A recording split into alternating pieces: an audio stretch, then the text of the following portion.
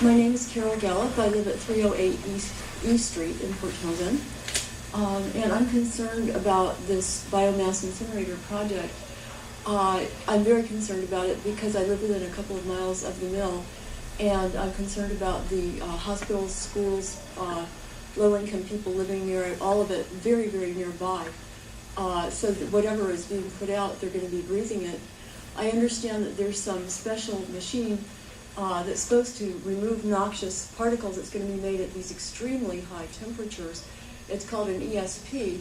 And I went to a meeting the other night, and this engineer had looked at ESPs online and got glowing reports. And then somebody asked him, but will they buy that kind? And it turns out that kind isn't necessarily available for sale. It's like you have theoretical models and you have practical models. But generally speaking, a business, for business reasons, is going to not necessarily buy anything more expensive than they have to.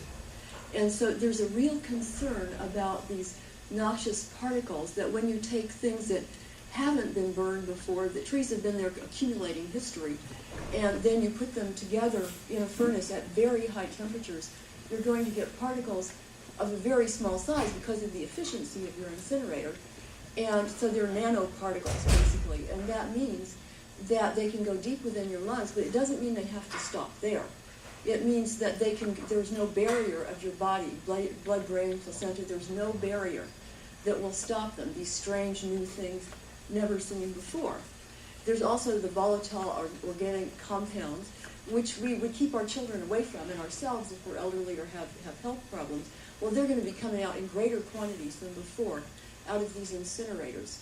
So I noticed that this project went by with what I would call a hush and rush. It's like rubber stamp greased away, because people were in a hurry. The owners, the absentee owners, were in a hurry to get the money, of it being shovel ready and ready to go. Well, the money's up front, but a lot of these biomass incinerators have only lasted about 10 years, despoiling the countryside and despoiling life, people breathing this who are vulnerable, or even vulnerable by being children or elderly. And then they move on. They've made their money. They leave the waste for others to clean up.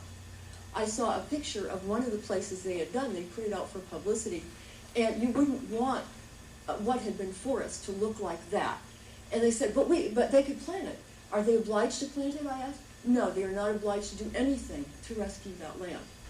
So it looks like I'm running out of time, but thank you for your attention. Please turn this around. This is a health hazard. Thank you. Thank you, Ms. Gallup. Who would like to be next?